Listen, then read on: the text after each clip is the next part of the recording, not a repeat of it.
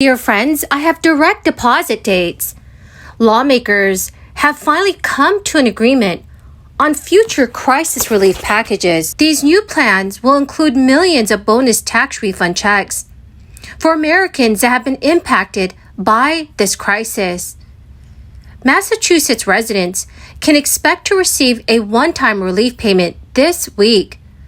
Billions of dollars in excess revenue will be going towards new state stimulus. So friends, please make sure that you watch until the end of this video to find out if you are eligible for this assistance. Also, I will be giving away 4 $75 Walmart gift cards every week. Please make sure you enter the giveaways. All you have to do is click and like several of my videos, and then comment below the keyword of each video that you watch. Friends, the more videos that you comment on, the greater your chances of winning these giveaways. During the months of October, November, and December, I will be surprising several of you with $200 gift cards. To those of you that have been part of this community for several months, it's to say thank you so much, friends, for being here every day. Here is some breaking news. Massachusetts Governor Charlie Baker has just announced that the first checks and direct deposits from a nearly $3 billion pot of excess tax revenue will head back to Massachusetts taxpayers starting on Tuesday, when the calendar flips to November. A spokesperson for the Executive Office of Administration and Finance said, "Money will head out the door under the voter-approved tax cap law, known as Chapter 62F, which taxpayers triggered for the first time since 1987 by delivering massive amounts of taxes. About 3 million taxpayers will receive a refund in the form of a mailed check or a direct deposit worth about 14% of what they owed in state personal income tax in the year 2021. The administration plans to distribute the refunds on a rolling basis through the end of this year. The Baker administration had previously estimated refunds of about 13% of income tax liabilities. Taxpayers who owed state personal income tax last year and already filed their 2021 return are eligible and do not need to take any additional steps to receive the refunds. Also, my friends, the state of Virginia is sending rebate payments in the order that it receives tax returns.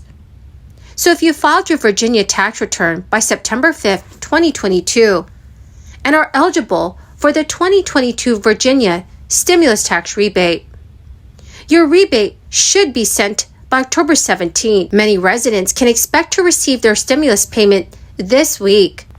Some taxpayers will receive a check in the mail, and others will receive the 2022 Virginia tax rebate through direct deposit to their bank account. But friends, according to the experts, if you have moved since last year, the new check may have been forwarded to your new address, and if the state of Virginia does not have your banking information on file, you will receive a paper check in the mail. Friends, the keyword for this video is Kodiak Bear. If you would like to enter the next Walmart gift card giveaway, please click and like several of my videos, and then comment below this keyword, which is Kodiak Bear, and additional keywords of any video of mine that you watch.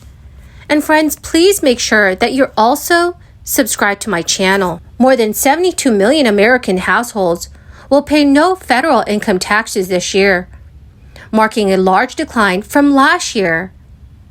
According to a new analysis from the Tax Policy Center, an estimated 72.5 million households will pay no federal income taxes for tax year 2022. The share marks a substantial decline from the 59.3% who paid no federal income taxes in 2020 and from the 56% in 2021. Both years were dominated by crisis-related shutdowns and restrictions. The number of Americans who pay no federal income taxes remains a hot political issue, with many Republicans arguing that more Americans should pay federal income taxes and that Democrats often argue that many of the rich do not pay taxes. Howard Gleckman, an expert at the Urban Brookings Tax Policy Center, said that people are more likely to owe no federal income taxes when they're unemployed or see dramatic reductions in income. The standard deduction, which effectively doubled after the Tax Cuts and Jobs Act, is now at $25,900 for married couples and $12,950 for single filers. So anyone earning less than those amounts would not owe federal income taxes.